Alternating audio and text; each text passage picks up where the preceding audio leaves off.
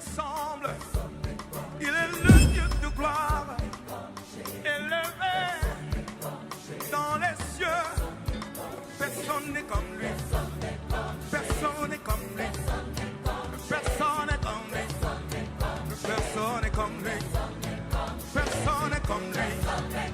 Personne n'est comme lui. Personne n'est comme lui. Voici, il vient. Ensemble la tempête. Chez vos chalets, brillant comme le soleil.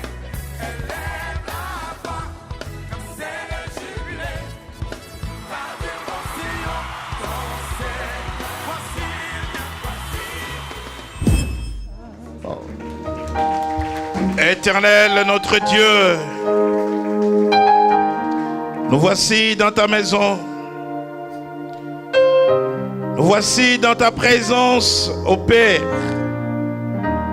pour entendre encore ta voix, tes oracles, pour recevoir ta révélation. Si par le passé tu nous as parlé,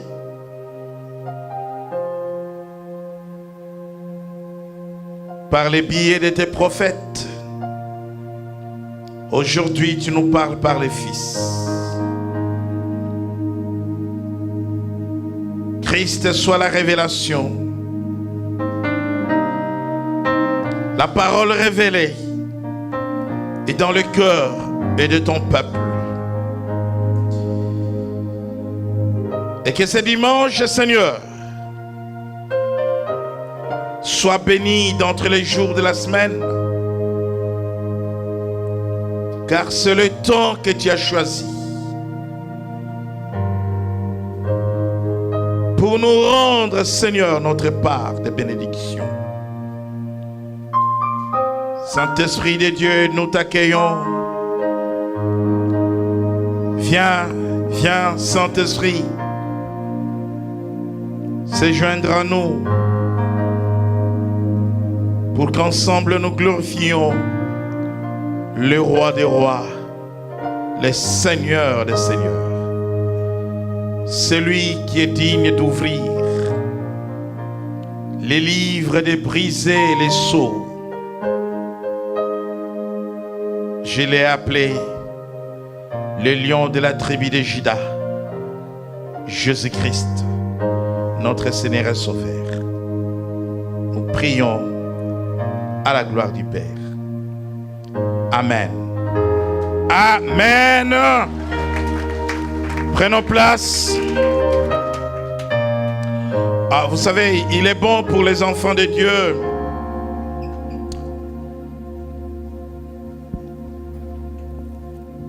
de venir dans la maison de Dieu. David dit, je suis dans la joie lorsqu'on me dit, allons dans la maison de Dieu. Et la Bible dit que celui qui vient dans la maison de Dieu vient dans un refuge où il ne peut ni être touché, ni être atteint, parce qu'il dit, les portes de séjour de l'enfer ne prévaudront jamais contre mon église. Lorsque vous êtes dans l'église locale, vous êtes dans l'église corps de Christ, vous êtes dans un refuge.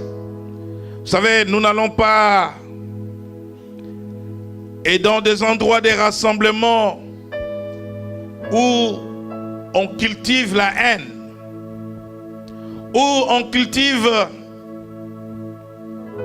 la concurrence, l'animosité. Mais nous venons dans une maison de paix, où nous cultivons l'amour du prochain, où nous nous aimons les uns les autres. Tu es fort, tu aimes celui qui est faible. Tu es debout, tu aimes celui qui est assis. Car tu dois le relever. Vous savez, l'église, c'est le seul lieu sur la terre où vous pouvez vivre l'amour. Mais laissez-moi vous dire que vous pouvez aller à des endroits où on peut même vous donner des choses gratuitement. Mais cela ne traduit pas l'amour de Dieu.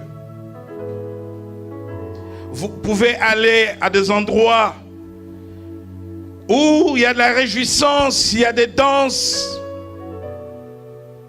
La fête, c'est la totale. Mais cela ne traduit pas l'amour de Dieu. Mais l'Évangile nous invite à nous supporter les uns les autres, à nous accepter les uns les autres et à nous regarder tous ensemble comme des concitoyens du royaume. Il n'y a ni étranger,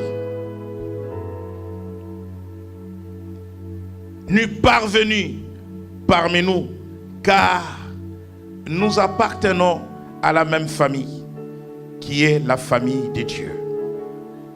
Quelle joie d'appartenir à la famille de Dieu. Alléluia. Bien-aimés dans le Seigneur, le monde vit des temps difficiles. Quand je parle du monde, je pense à la planète Terre. Et ces temps difficiles et tout le vécu de ces derniers temps ne devrait pas nous étonner. Nous ne devrions pas nous poser beaucoup de questions. Parce que la Bible nous avertit sur tout ce qui arrive et ce qui doit arriver davantage. Nous tendons plus vers le mal que vers le bien. Nous tendons plus vers des choses insupportables dans le monde. La méchanceté de l'homme et le péché de l'homme s'est accru. Et ce sont des signes véritablement du temps de la fin. Et en ce qui nous concerne, tout ce que nous pouvons faire, c'est d'être toujours prêt. D'être toujours prêt, car lorsque la trompette sonnera, les morts en Christ, premièrement, ils résisteront pour nous rejoindre, nous les vivants en Christ, et ensemble nous serons enlevés. Laissez-moi vous dire que le monde tend vers sa fin. Je ne vous dis pas aujourd'hui, je ne vous dis pas demain. Le Seigneur lui-même n'a pas donné le moment précis, mais il l'a donné autrement. Il l'a donné autrement. Souvent nous disons, Jésus a dit, personne ne connaît l'heure. Lui, il connaît l'heure. Et nous, nous connaissons l'heure. Je ne contredis pas la parole du Seigneur, car je ne peux pas me permettre de la contredire. Mais ne comprenez pas la réponse du Seigneur quand nous regardons les Écritures comme si nous interprétions de la littérature. Il dit, je ne vous dis pas l'année, je ne vous dis pas les siècles, mais lorsque vous verrez ceci arriver, cela arriver, dites-vous que vous êtes dans le temps de la fin. Comment vouriez-vous qu'il nous parle autrement si ce n'est pas de manière prophétique? Nous aurons l'occasion de parler des signes des temps de la fin, des signes qui sont manifestes, des signes pour l'Église, des signes pour Israël, des signes pour les nations. Et vous comprendrez que nous ne sommes pas loin du temps et des moments annoncés. Mais en attendant, nous sommes dans la destinée. Nous courons vers le but. Paul dit, je cours vers le but. Je ne crois pas avoir atteint le but, mais je cours. La destinée, c'est un processus. Tant que tu vivras sur la terre, tu seras engagé dans ce processus qui commence avec toi lorsque tu as été formé par Dieu dans le sein maternel. Tu nais dans ta destinée, tu grandis dans ta destinée et jusqu'à ta mort. Et donc, la parole de Dieu, lorsque nous parlons de la destinée, nous comprenons que le Seigneur a écrit pour chacun une histoire, a formé pour chacun des projets de bonheur, de paix et non de malheur. Mais comment toutes ces choses viennent s'accomplir dans nos vies? Voilà pourquoi il est important qu'aujourd'hui nous puissions parler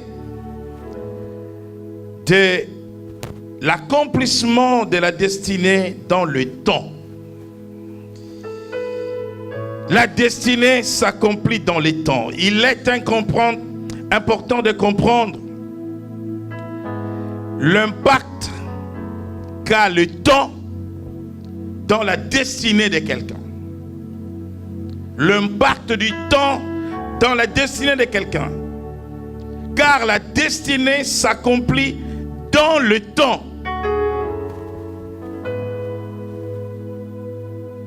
Nous pourrions parler aussi de l'espace.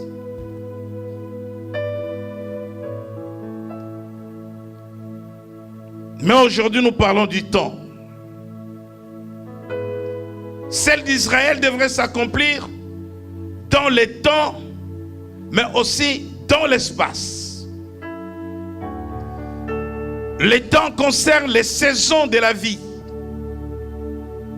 Le temps concerne le moment fixé par Dieu.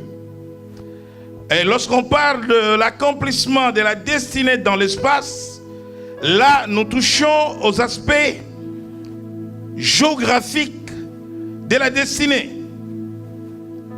Comme c'est le cas pour Israël. Pendant qu'ils sont en Égypte, ils ont la promesse.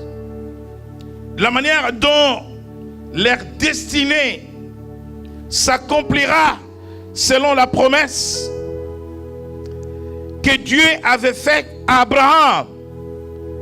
Mais dans l'espace, elle ne devrait pas s'accomplir en Égypte, mais de l'autre côté, et dans le pays de Canaan.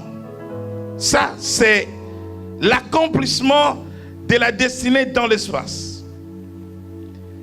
Et donc, à un endroit voulu par Dieu, il dit à Jacob pendant qu'il était à Sichem, retourne à Bethel, là où je t'avais rencontré pour la première fois, et là tu vas bâtir un autel, et c'est là où tu vas m'adorer. L'espace, c'est le fait que dans la destinée, Dieu va t'amener d'un endroit à un autre, où Dieu va te déplacer. Dans le temps, Dieu dit, tu vas te marier en 2018. Dans l'espace, alors que tu reçois la promesse pendant que tu es en France, voilà qu'en 2018, ton mariage va avoir lieu en Nouvelle-Zélande. C'est l'accomplissement dans l'espace. Le lieu voulu par Dieu. Et ça, personne ne peut changer.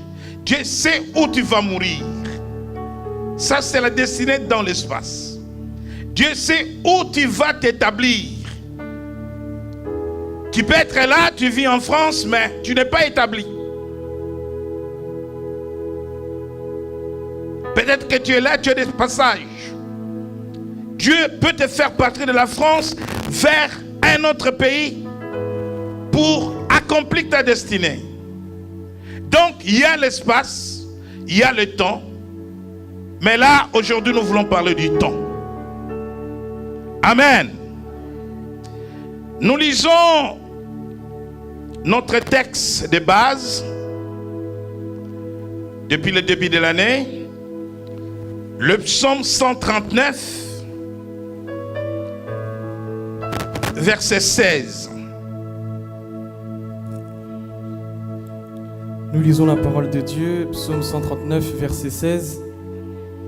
Quand je n'étais qu'une masse informe, tes yeux me voyaient, et sur ton livre étaient tout inscrits, les jours qui m'étaient destinés, avant qu'aucun existât. Amen.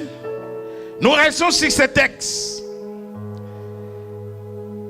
Il dit, quand je n'étais qu'une masse informe. Une masse informe, c'est-à-dire un enfant qui existe, mais qui n'est que du liquide encore dans le sein maternel. Dieu connaît son nom, Dieu connaît son sexe. La médecine ne peut pas voir son sexe. À ce niveau-là, il n'a pas de sexe encore. Une masse, que de l'eau.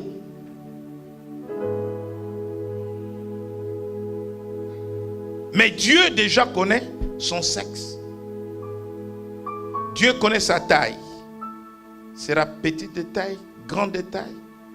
Dieu connaît son visage. Tu rentres dans l'échographie, on ne verra pas le visage de l'enfant. On ne verra que de l'eau dans le ventre de sa mère.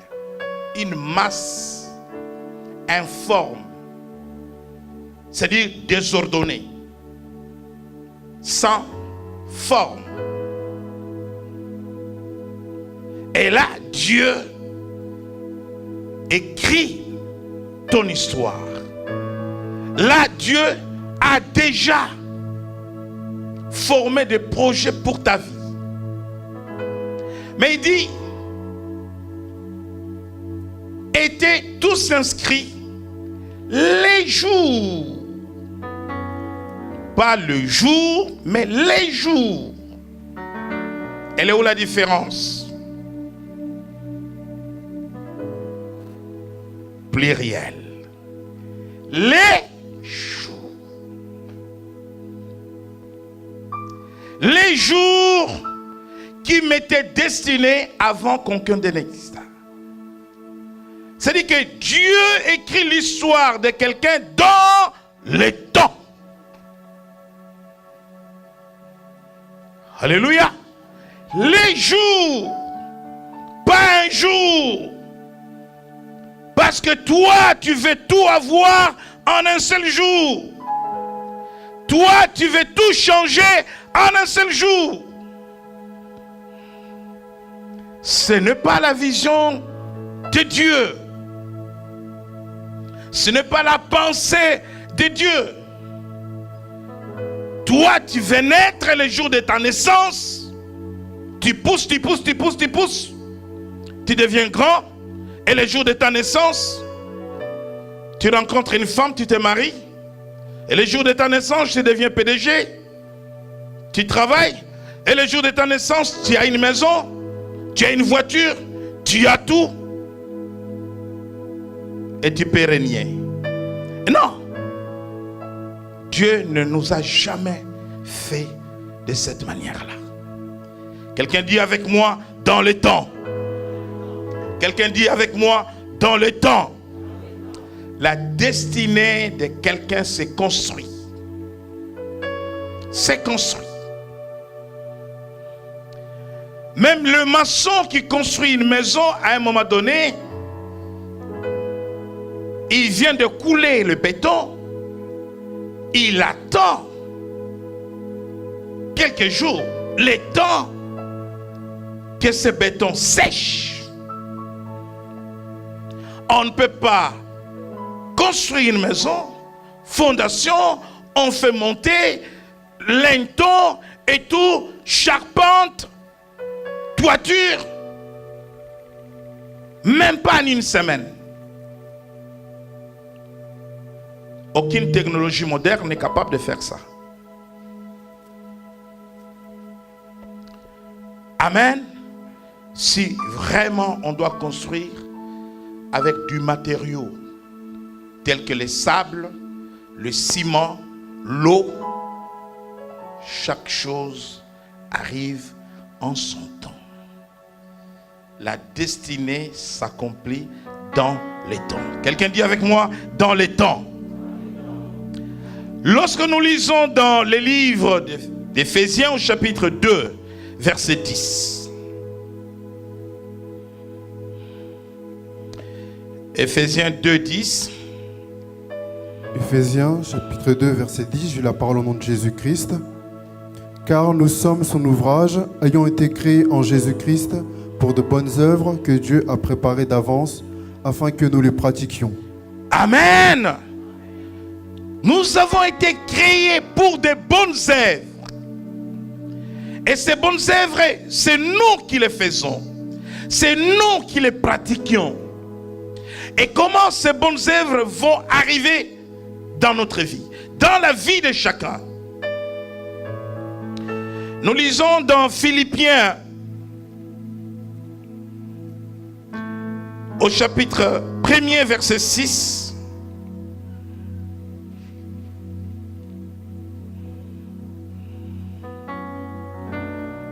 Philippiens, chapitre 1, verset 6, je lis la parole au nom de Jésus. Je suis persuadé que celui qui a commencé en vous cette bonne œuvre la rendra parfaite pour le jour de Jésus-Christ. Alléluia! Nous lisons Ecclésiaste chapitre 3, verset 1er. Et nous reviendrons sur Philippiens.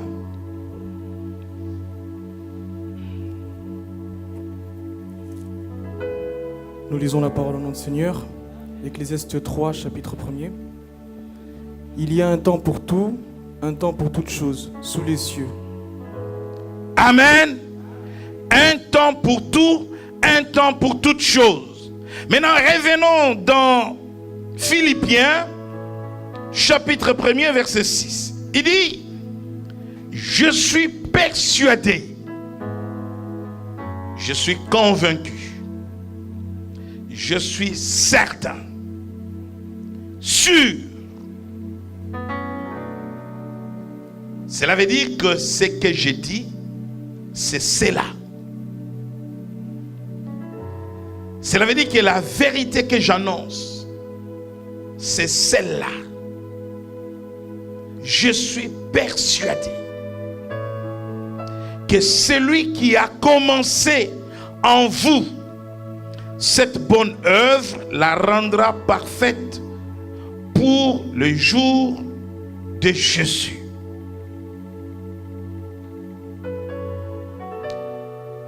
Il y a une version que j'ai aimée qui dit « J'en suis fermement persuadé,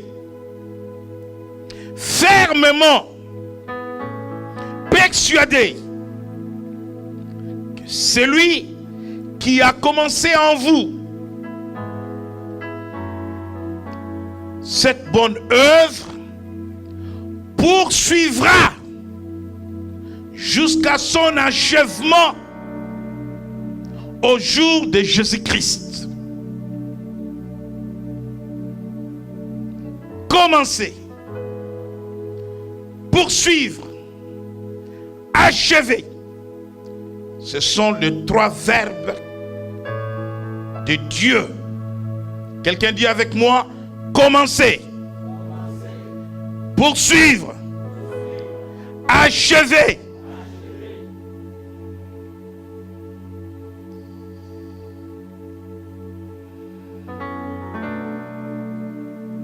C'est ce qu'il a fait avec Jésus.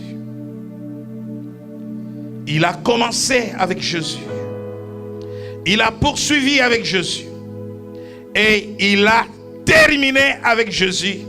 Voilà pourquoi le Fils pouvait dire au Père, tout est accompli. c'est lui qui a commencé. Bien-aimé, il a commencé quand avec toi? Quand tu n'étais qu'une masse informe dans le ventre de ta mère. Il a commencé ton mariage. Il a commencé ton école. Il a commencé ton travail. Il a commencé tes projets. Il a commencé ton business. C'est là qu'il a commencé. Mais il travaille dans le temps. Il y a un temps où tu es né. Il y a un temps où tu es allé à l'école maternelle. Il y a eu un temps où tu es allé à l'école élémentaire. Il y a eu un temps, il y a eu un temps, il y a eu un temps.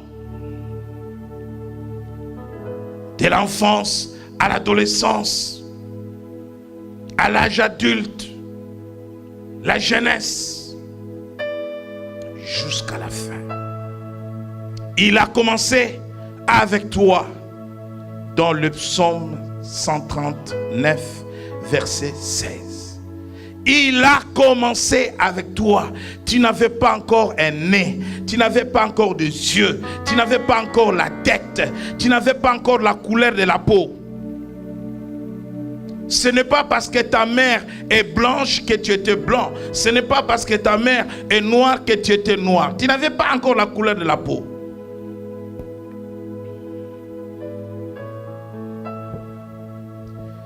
Je vis une fille noire dans une famille de blancs.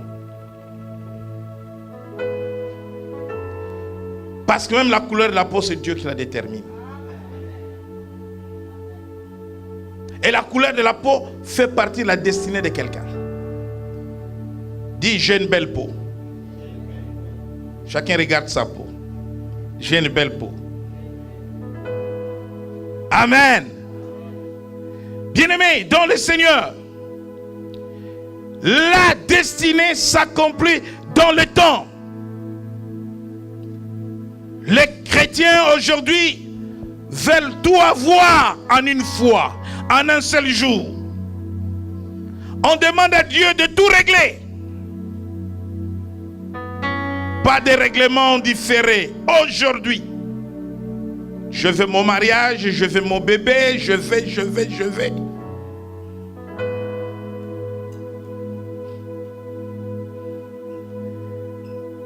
Le mariage, c'est une chose. Les enfants, c'est une autre. Les élever, c'est encore une autre. Vivre la galère des enfants, c'est encore une autre affaire.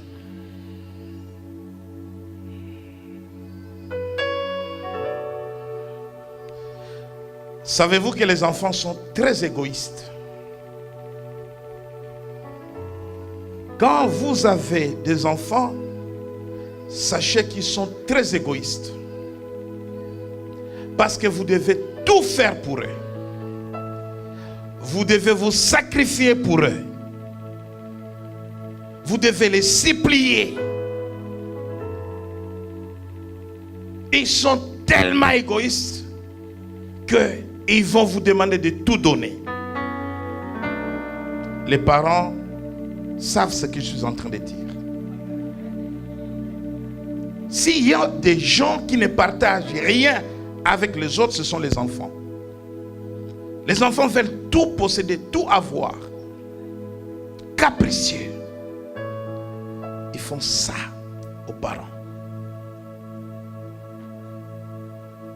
Amen. Je dis aux miens, quand je serai vieux, je vous ferai ça. Je vous rendrai l'affaire. Je redeviendrai enfant et vous allez vous occuper de moi. Amen.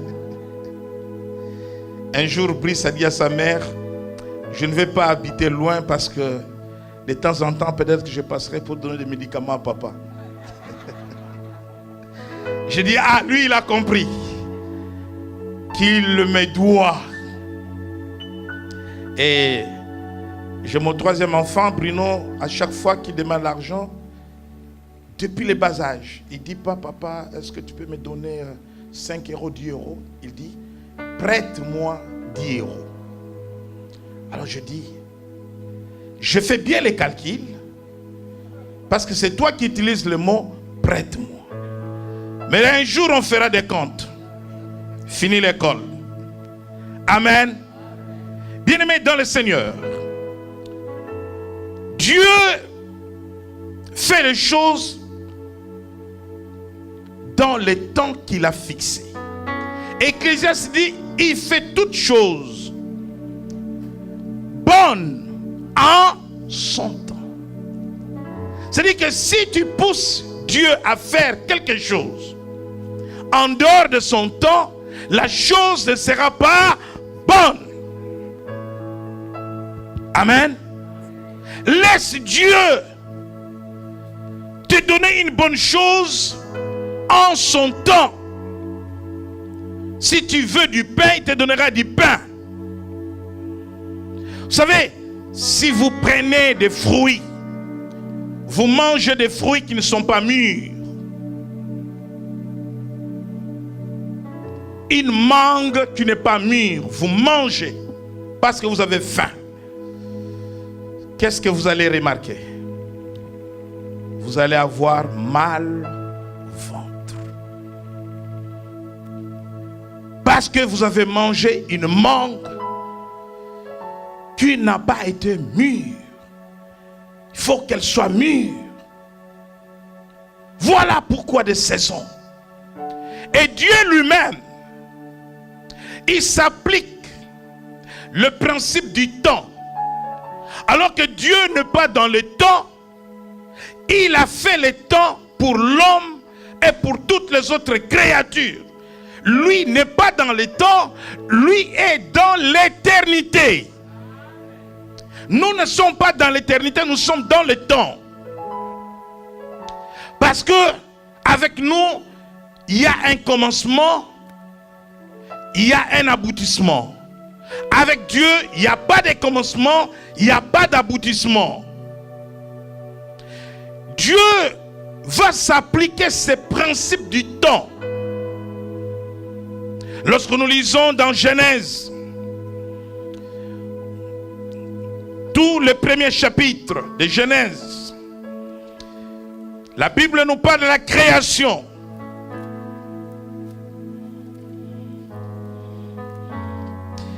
La Bible nous parle de la création dans Genèse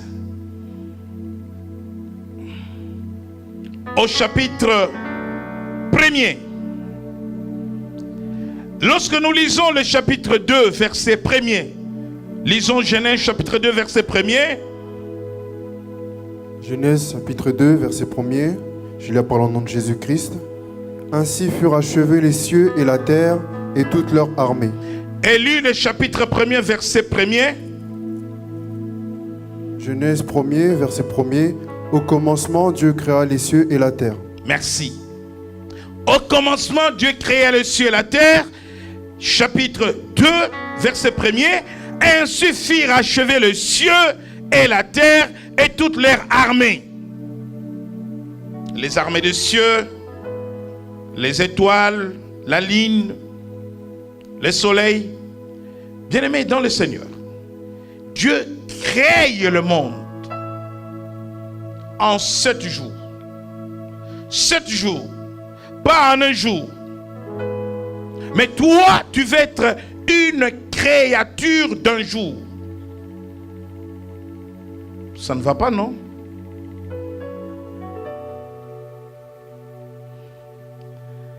Amen. Dieu est un bon architecte. Il prend le temps pour faire des plans.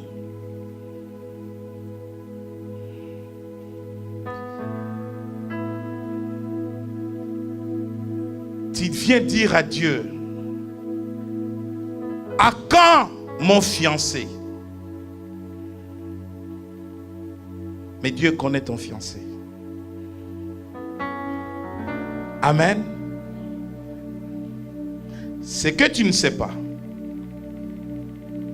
c'est que ces fiancés-là n'ont pas encore reçu Jésus-Christ comme Seigneur et Sauveur. Et Dieu ne veut pas te l'amener tel qu'il est. Dieu est en train de le forger, de toucher son caractère, de le convertir. Il veut te l'amener chrétien. Dieu sait que s'il l'amène tel qu'il est, ton mariage sera un mariage à problème. Dieu a compris, mais c'est toi qui n'as pas compris. Et tu penses que ça dure. Laisse-moi te dire que ça accomplira dans le temps de Dieu. Il fait toutes choses bonnes en son temps. 7 jours pour créer le monde. Mais écoutez-moi bien. Lorsqu'on parle des jours de la création ici dans Genèse, ne considérez pas ces jours comme lundi, mardi, mercredi, jeudi, vendredi, samedi. Et Dieu se reposa dimanche.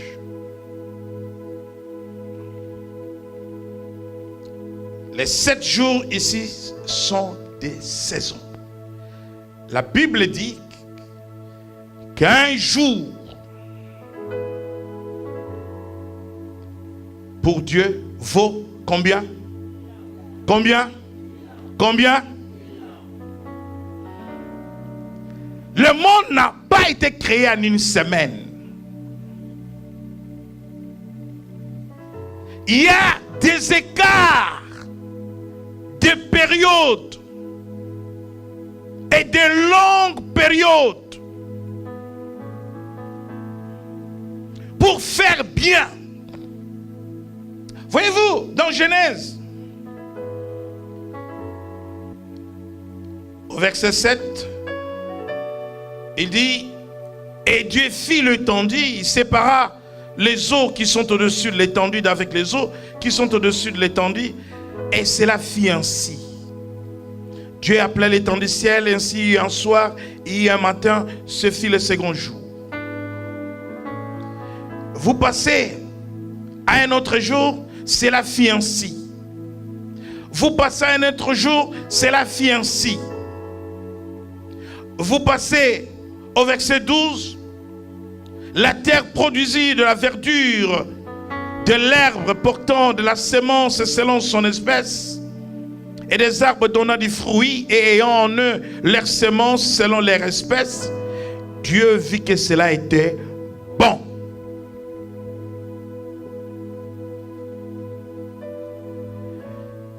Il ne court pas derrière les temps, mais il court derrière la qualité. Ce qui est bon. Il y a des choses qui tardent dans ta vie parce que Dieu veut que cela soit bon. Amen. Je t'ai invité pour prêcher hier à une consécration des pasteurs. Je parlais de 3 niveaux d'enfants.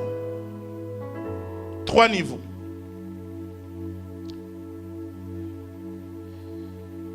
Dans 1 Pierre, l'enfant qui prend le lait maternel. Le lait maternel.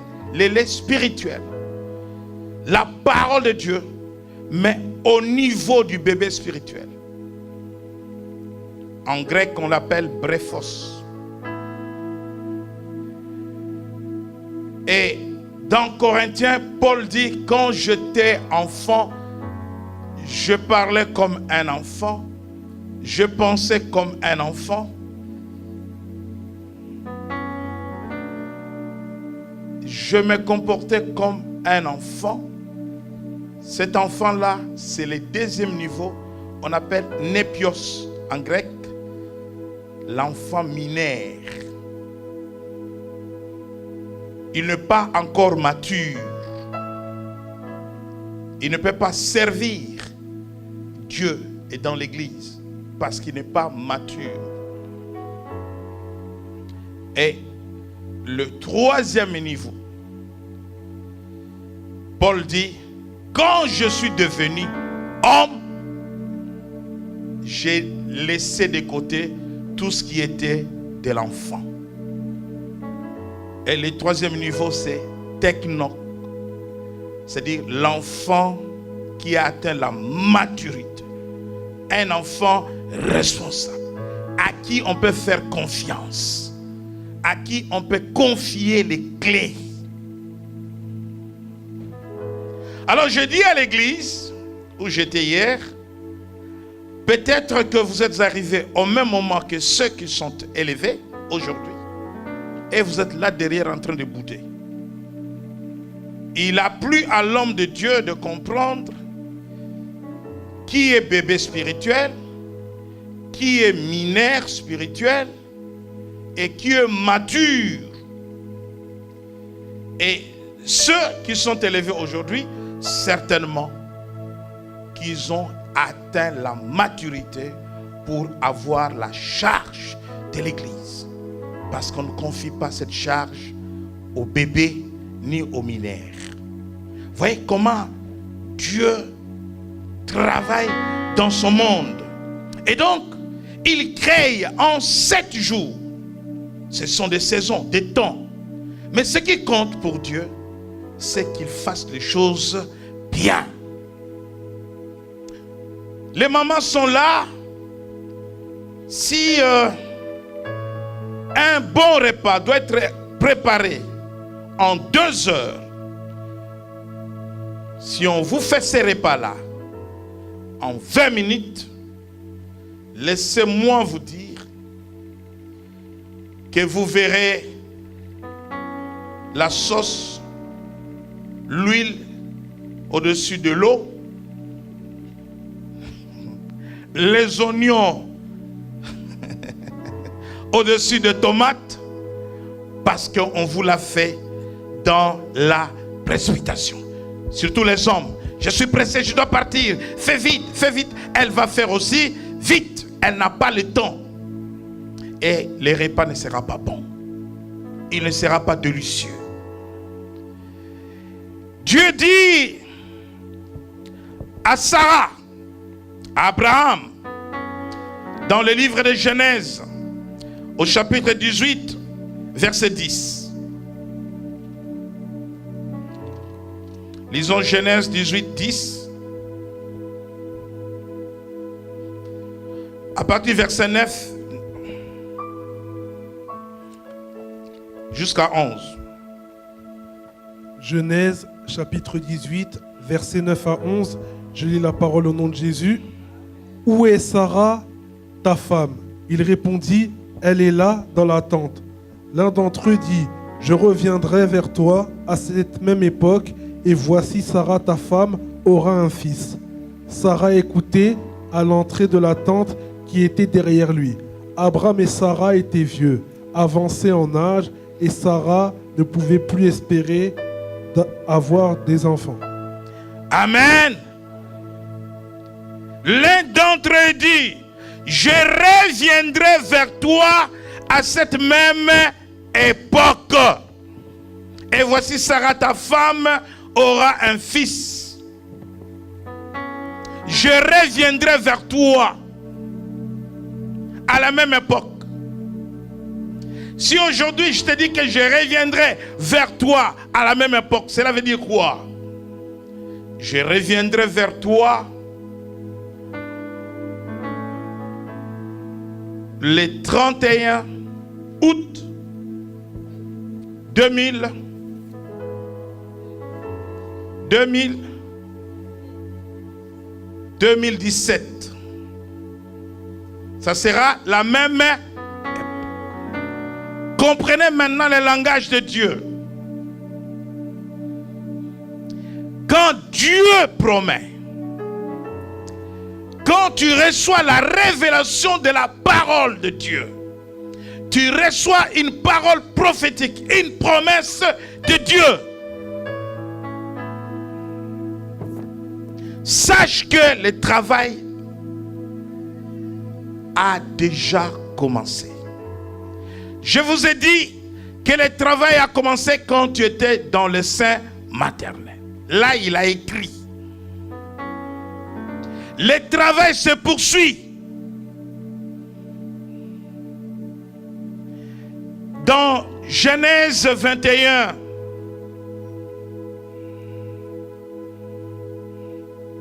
verset 1er, la destinée s'accomplit dans le temps. Genèse 21, verset 1er, nous lisons la parole au nom du Seigneur. L'Éternel se souvint de ce qu'il avait dit à Sarah, et l'Éternel accomplit pour Sarah ce qu'il avait promis. Alléluia! Je reviendrai vers toi à la même époque. Et à cette époque-là, il se souvint de sa parole et il accomplit pour Sarah ce qu'il avait promis.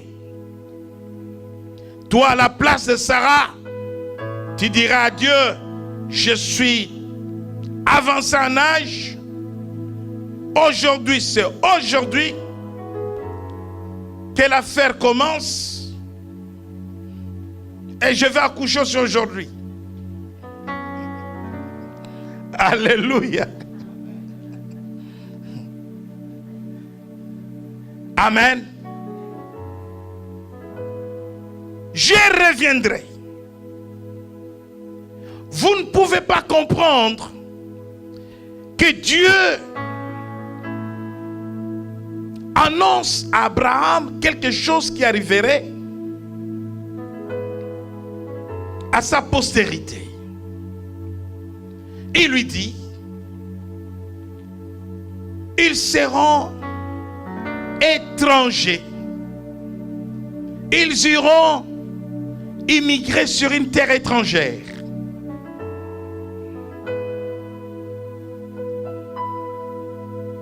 Et ils seront asservis pendant 400 années.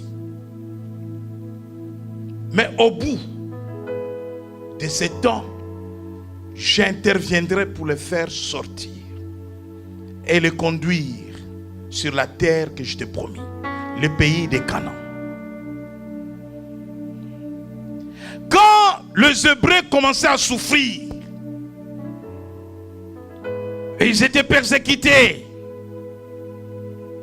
ils étaient maltraités. Tu penses que Dieu ne voyait pas cette souffrance? Dieu ne voyait pas qu'ils étaient maltraités? Mais Dieu avait déjà fixé les temps de la délivrance.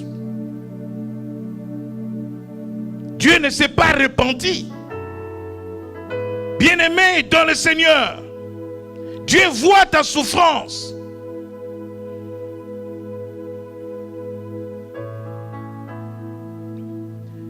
Dieu entend te plaire. Mais Dieu est aussi dans le temps qu'il a fixé pour chacun. Pourquoi Dieu a-t-il attendu 400 années, 4 siècles avant d'intervenir? D'abord, fidèle à sa parole. Fidèle à sa parole. Et dans son plan, il fallait qu'il prépare un libérateur. Et dans quelles circonstances ce libérateur va être préparé?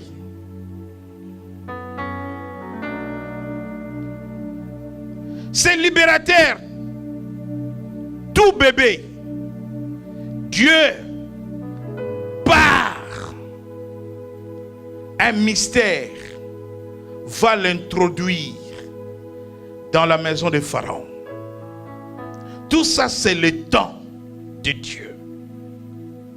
C'est la fille de Pharaon qui va recueillir Moïse au bord du Nil. qui l'amène dans la maison de son père. Moïse est adopté. Moïse devient prince. Il est élevé, instruit dans la cour royale. Dieu ne pouvait pas envoyer n'importe qui pour aller au-devant de Pharaon. Ça, c'est le temps de Dieu. Il prépare un libérateur. Lorsque Moïse a voulu précipiter les événements avec son zèle, il a fui parce qu'il a tué un Égyptien. Il a voulu intervenir, il n'était pas dans le temps de Dieu. Tu ne peux rien faire dans ton temps si ton temps n'est pas celui de Dieu. Tu ne peux rien improviser. Et Abraham a attendu le temps. À la même période, je reviendrai vers toi. Et il est revenu. La Bible dit que l'Éternel accomplit pour Sarah ce qu'il avait promis. Il accomplira pour toi ce qu'il avait promis. Le temps n'est pas le problème. Dieu sait, Dieu voit. Daniel a prié pour Israël. Vous pensez que Daniel avait prié sans avoir la connaissance de la parole de Dieu? Non. Il avait lu les Écritures.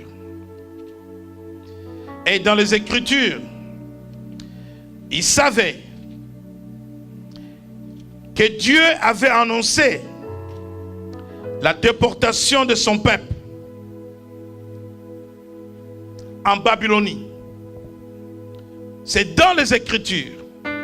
Dieu avait annoncé la déportation de son peuple. Mais dans les Écritures aussi, Dieu avait promis le retour des Juifs à Jérusalem, en Israël. Dieu avait annoncé la déportation. Dieu avait aussi annoncé le retour. C'est sur base de la parole de Dieu que tu dois fonder ta prière. Tu ne dois pas prier parce que tu as des ambitions, parce que tu veux ceci, parce que tu veux cela. Tu as la parole de Dieu. Dieu a dit quelque chose certainement dans sa parole te concernant. Et c'est sur base de cette parole que tu vas conduire ta prière de demande à Dieu. Daniel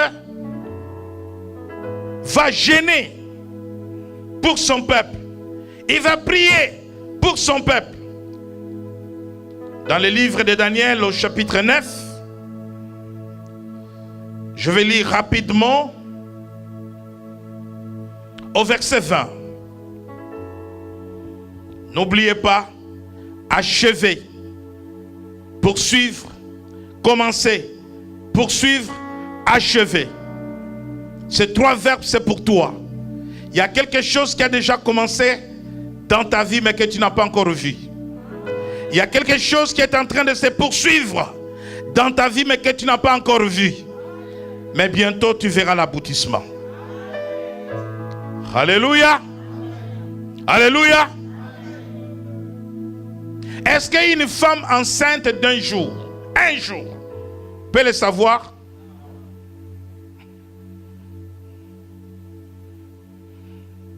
Je n'ai rien dit. Amen. Dieu a déjà commencé son œuvre en toi. Mais tu ne peux pas voir. Tu ne peux pas le savoir.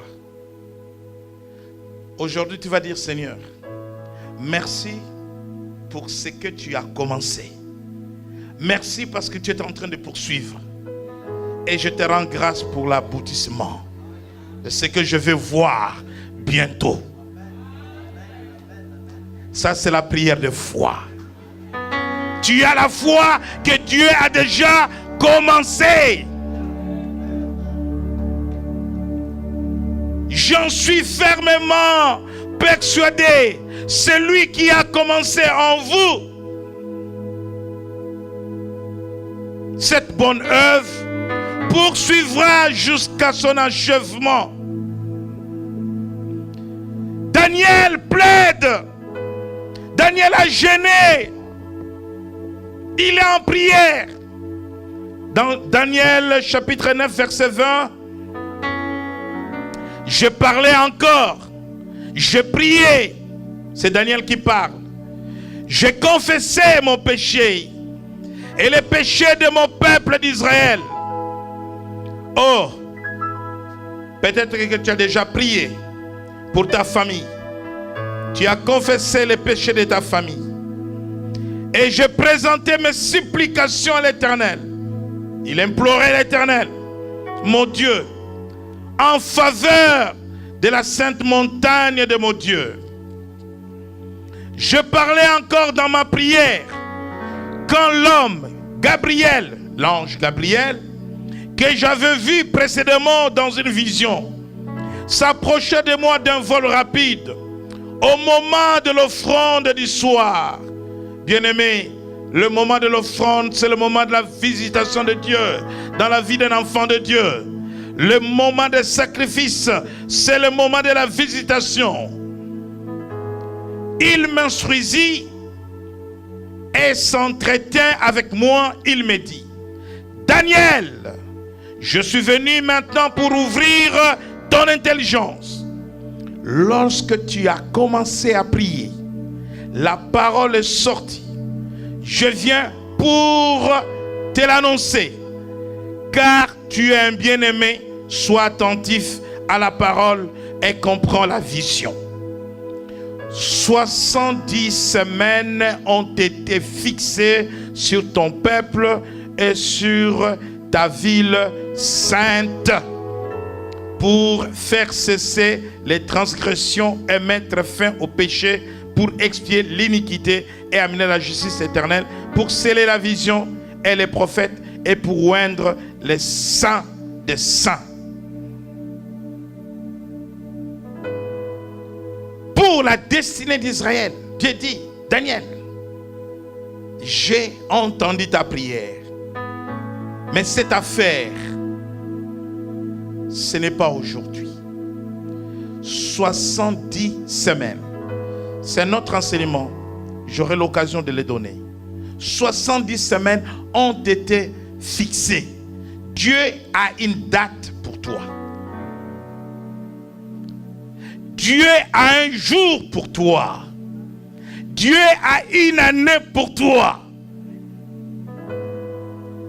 Peut-être c'est maintenant. C'est ton jour. Demain, après-demain, hier, ce qui est vrai dans ta situation, sache que Dieu a une date pour toi. Dieu a un jour pour toi. Et ce jour-là ne passera pas inaperçu. Ce jour-là ne passera pas inaperçu. Et ce jour-là ne passera pas. Dieu n'est pas un homme pour dire: oui, je t'avais dit le premier. Non, ça sera le 7. Non. Dieu a fixé le premier, ça arrivera le premier. Dieu a un jour pour ton élévation. Dieu a une date pour ton mariage. Dieu a une date pour la naissance de tes enfants. 3 de mes enfants sont nés tous les 19, les 19, les 19. 3. C'est moi qui ai fixé la date. C'est maman qui a fixé la date. 3. Le 19 décembre. le 19 février, le 19 octobre. Même les dates de naissance, c'est Dieu qui fixe. La date de la mort, ce n'est pas le médecin qui te dira tu mourras le 31. Alléluia. Et c'est comme ça des fois quand il fixe la date de la mort de quelqu'un, il le trouve toujours là. Et il est dans l'étonnement. Mais si Dieu te dit le 31, bien-aimé, les 30 mangent bien.